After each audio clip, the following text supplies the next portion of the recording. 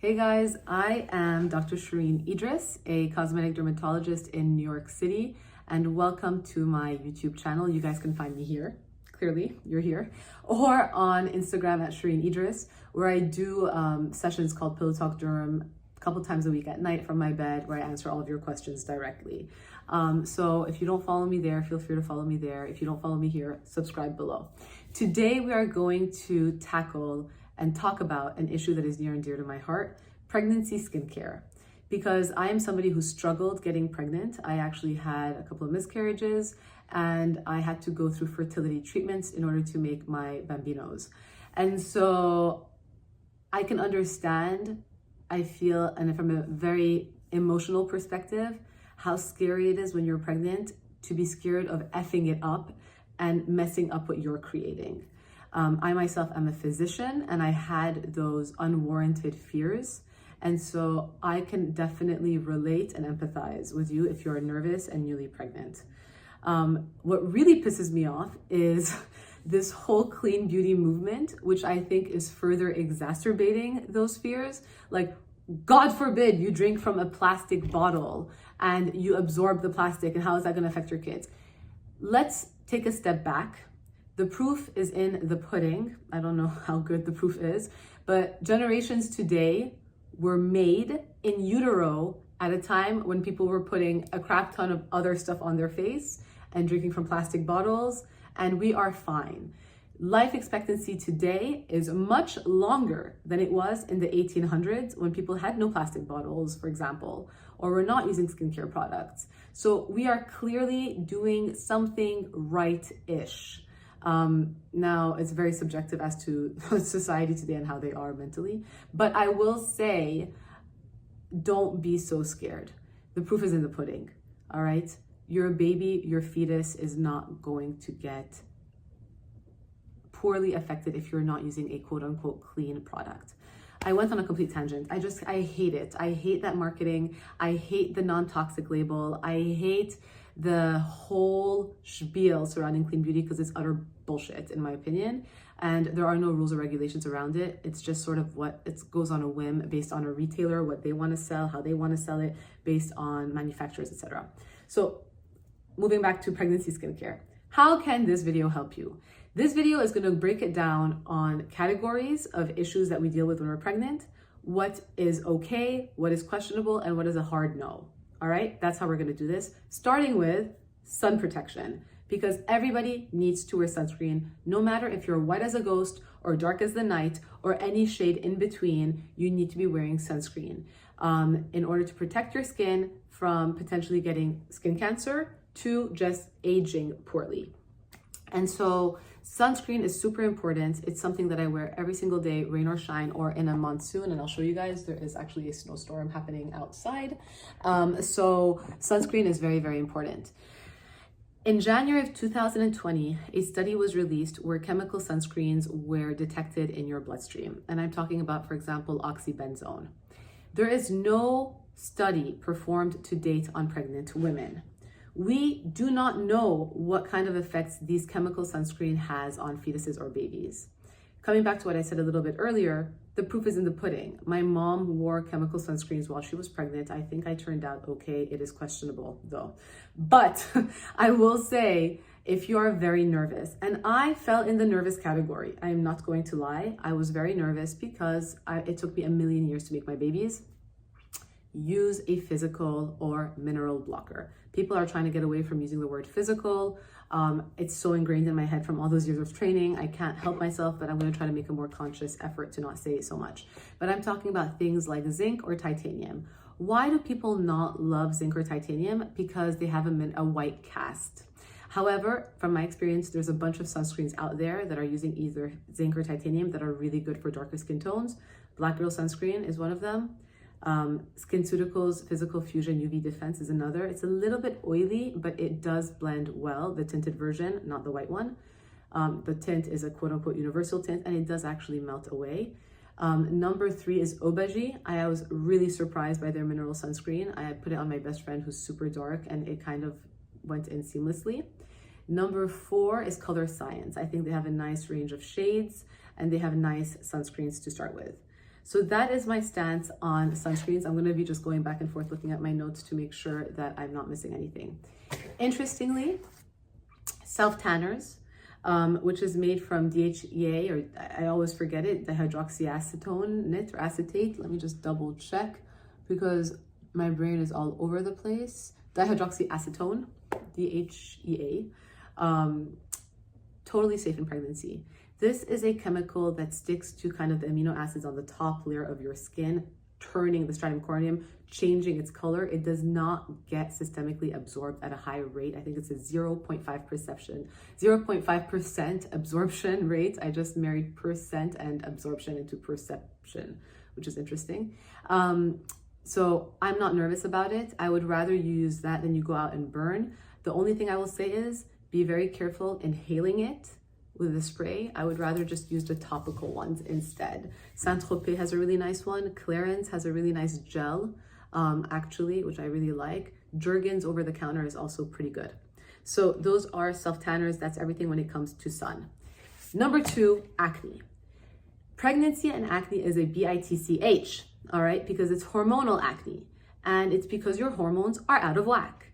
It's not necessarily an inflammatory acne that we get like in our teens, okay, with excess bacteria. So it's a little tricky to navigate. The hard no's in pregnancy and acne, I will say, are retinoids. All form of topical retinoids like tretinoin, oops, like this guy, Altrino, no. My personal favorite from France, A313, no. Over the counter, different gel, which is adapalene, no. Pretty much, those are all hard no's. I do not take spironolactone orally, but that is a hard no. Certain antibiotics like tetracyclines, doxycycline, minocycline, no. But you should speak to your dermatologist about those. I will also say Tazorac is another big one. No. Because in isotretinoin, Accutane, definitely not. But that's related to the vitamin A retinoids. Because they have effects on unborn fetuses, just not worth it. Now, topically, some derms argue it's such a small body surface area percentage-wise that using it topically, you're probably going to be okay. I just don't want to take that risk. You know, it's 9 months, 10 months really of pregnancy plus or minus breastfeeding, that it's just not worth it, at least not in pregnancy. Now, when it comes to breastfeeding, it is a question mark. We don't really know. And so the data is very iffy, what kind of results it can have long-term on a baby because it does go through the breast milk. Is it worth it? In my opinion, it is not. And so I just avoided it during pregnancy and breastfeeding. That is a hard no. Alternatives that have come up in recent years are things like bakuchiol, which I know is somewhat controversial with regards to pregnancy, but there have been no effects on any fetuses. This is one by Indeed Labs. I actually used this while I was pregnant, and I'm not gonna lie, I would swipe it across my belly and I have no stretch marks. Is that genetics? Is that this? Probably genetics more so than this, but it is pretty good. I use it on my face obviously as well. So that is a retinol alternative that you can definitely use. Other things that you can do to help acne. Benzoyl peroxide. This is also controversial because no studies have been done. We believe quantity, concentration is the most important thing to take into consideration. Anything 5% or less is okay, but obviously in limited quantities. If you're going to shower with benzoyl peroxide and wash it all over your body, I would probably say no. If you're just using it on your face, that is okay. When you're talking about benzoyl peroxide, there's 2 ways that you can deliver it. One is a wash off, like in a wash. Number 2 is a spot treatment. So I'm going to show you guys a few examples of ones I would not use. Penoxyl is 10%. I would not use this when I'm pregnant. So this is a no, just because it goes over the 5% range, even though it's just a wash off, i.e. short contact, I wouldn't use this. Instead, CeraVe has an acne foaming wash, which is at 4%. I would use this one on my face if I had to. Limit the body area, speak to your OB or dermatologist instead, as you might need other treatments that can help with body acne. Spot treatments, I like this one. This is one by Neutrogena. It has 2.5% benzoyl peroxide. So if you have a couple of bumps, you can put this for a leave-on treatment for your acne. You will be fine while you are pregnant. So that is my stand on benzoyl peroxide.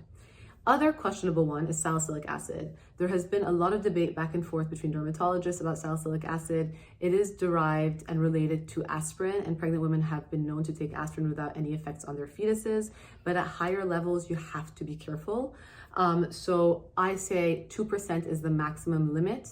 I prefer salicylic acid as short contact forms when you're pregnant, meaning in a face wash.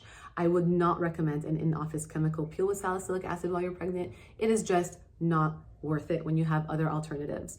But this is another one by Neutrogena, which is their 2% salicylic acid face wash, which I recommend for pregnancy. Hey Saeed, I'm doing a YouTube video. So that is what I would say when you are pregnant. Finally, more than that, I would not do. When it comes to AHAs like glycolic acid or lactic acid, those are generally safe. I used them every single day while I was pregnant because I had pigmentation issues, and I do think it helped keep that pigmentation at bay, in addition to the slight hormonal breakouts I would get. I loved the one by L'Oreal, which was 10% glycolic acid, the Revitalift.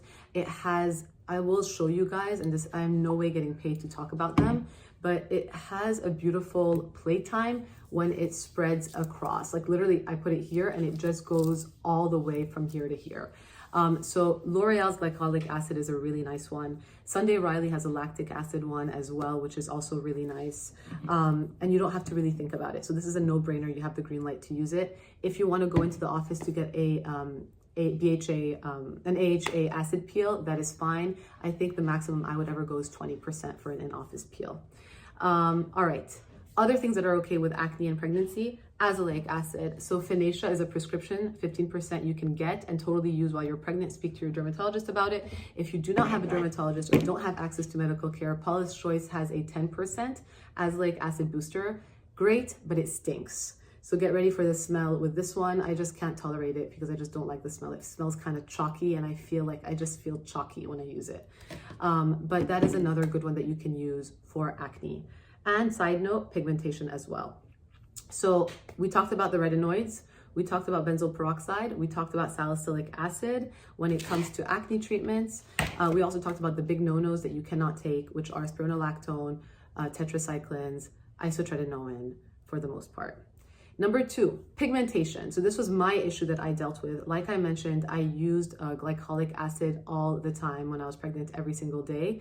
I would use it at night after I take off my makeup to help exfoliate my skin and help even out my pigmentation. Finacea is the second thing I would use all the time to help my skin as well and the pigmentation. So that's the azelaic acid, 15% prescription. I will say topical tranexamic acid is a question mark. I used it. I felt safe regarding the studies to use it myself personally, but speak to your OB about it. And SkinCeutical has one, Discoloration Defense. Lytera by SkinMedica is also another one that you could potentially use, but speak to your OB and dermatologist. Vitamin C, big one. You absolutely can use vitamin C while you're pregnant. And I used it every morning before applying sunscreen. The one I switched to when I was pregnant was the SkinCeuticals Floritin CF because it is better geared for people with oily skin, and it's better than the CE Ferulic, which I felt was not helping my inflammatory breakouts or my oiliness. So I used this one. It is kind of like a gel. I like it because it's in an airless pump and it's not likely to get oxidized. It's 10% L-ascorbic acid, which was really good. The other one, which I recently received, have not played with, and I did not use when I was pregnant, but might have if I had had it, which I hear great things about, is Environ's Sequence Serum. So this one also has peptides, which can also be helpful from an anti-aging perspective and are safe to use while pregnant. So that is what I use for pigmentation. The absolute other one that is also possible, which I didn't use, was niacinamide, but limit it to 5%. Anything higher can just give you irritations. Done. The ones you cannot use, the absolute big no-nos are hydroquinone, because it gets systemically absorbed up to 30%, and we do not know what it can have as an effect on the unborn baby. So hydroquinone is no-no, so is Arbutin, because Arbutin does break down to hydroquinone, and it's just not worth it. if you're protecting your face with sunscreen, using vitamin C, using all of these other things to help brighten your skin, you're still gonna get pigmentation, I'm not gonna lie, while you're pregnant. But once that baby comes out and you're sort of done with the lactation period, your hormones will rebalance and your pigment will improve. So just trust me. Now, from an anti-aging perspective, change your perspective. Life is not like this. Life is like this. Your pregnancy is basically this blip on your radar. It is not forever. So I know it's sad to part with your favorite retinoids because we love them so much. Let's say goodbye to them. And instead, I would say opt for alternatives like peptides, which are safe to use in pregnancy, but speak to your OB about that. Being proactive and protecting your skin against the sun with sunscreen. Glycolic acid actually has been proven to help stimulate collagen, so that's why I also used it, because it also helps from an anti-aging perspective. And some people talk about growth factors like SkinMedica's TNS Essential. I did not use that. I was a little bit nervous. I told you guys I was super cautious because of having gone through IVF, so I did not use that. So that's everything when it comes to anti-aging and skincare related. Oh, forgot to mention, these are also really good. Hydrocolloid patches, when you have that occasional pimple from pregnancy, you pop this baby on and it sucks it out. Forgot to mention this one. Lastly, hair. A lot of women use Rogaine, which is minoxidil. When you are pregnant, you're most likely going to increase your hair growth, so you're not gonna need it, but I would avoid minoxidil at all costs while pregnant, because there have been a few case reports of birth defects associated with it. So Rogaine, over-the-counter topical minoxidil, is a no-no while you are pregnant. So yeah, that is your pregnancy skincare do's and don'ts. My personal routine included vitamin C in the morning, sunscreen, at night washing my face, a glycolic acid, I use the one by L'Oreal. I would occasionally use the Bakuchiol wipes on my face and my belly. I would also use Finacea at night, tranexamic acid, the discoloration defense, and a really good moisturizer. So I hope this video was helpful. Please let me know, leave a thumbs up if you liked it. Don't forget to subscribe. And if you have any questions, leave them below. I try to go through them as humanly as possible as I can. If you have any suggestions for further videos, I'm always curious to know what you guys want to hear about and learn more about. So please leave everything below. And I will catch you guys next week on Saturday at 10 a.m. Have a great weekend.